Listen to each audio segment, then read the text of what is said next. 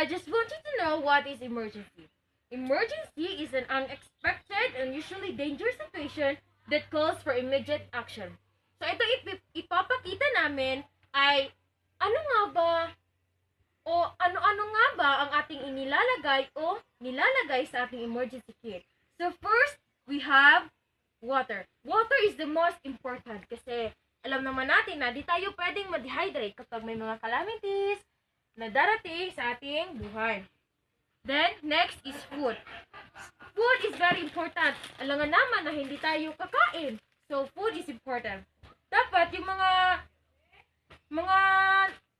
nilalagay natin sa ating emergency kit is yung mga preservable na mga food such as quick chow, mga preservative na mga food such as mga tinapa, beef loaf, corned beef, bingo, kahit ano pa. Basta yung madaling makain na hindi na dapat nagluluto, ganun. The next is flashlight. Flashlight in case na walang kuryente.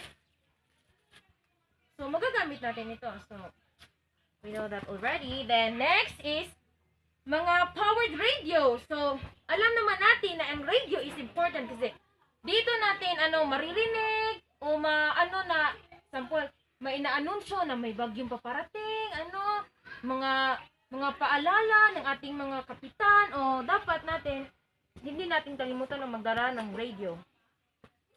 The next is mga first aid medication such as medical items. So, pag tayo ay magkakaroon ng wounds, mga samad, ito ang ating gagamitin para madaling maghilom ang ating mga sugat.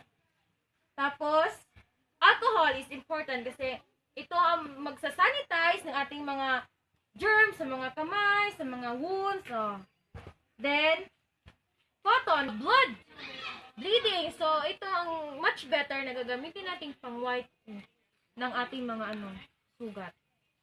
The next is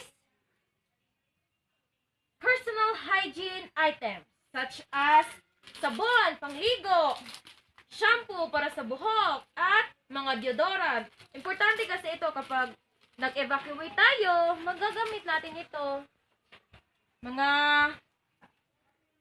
sabon, soap, mga detergents, panglaba. So, importante talaga yan.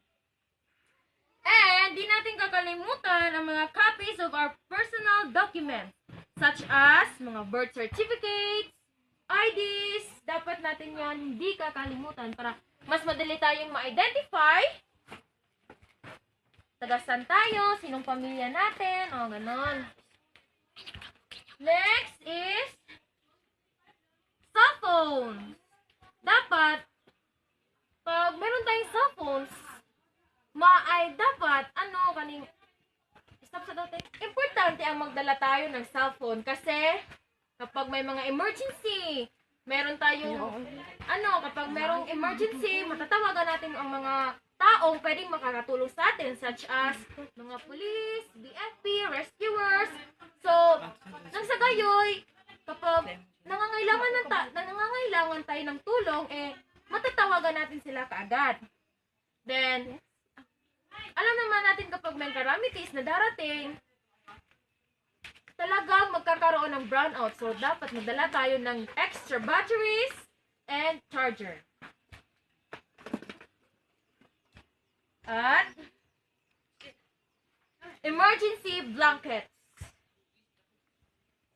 Alam nga naman, kapag nagkakaroon ng emergency, dapat magdala tayo ng blanket, emergency blanket. At huwag natin kakalimutan na ang extra money para kapag may gusto tayong bilhin o importanteng bilhin, mabibili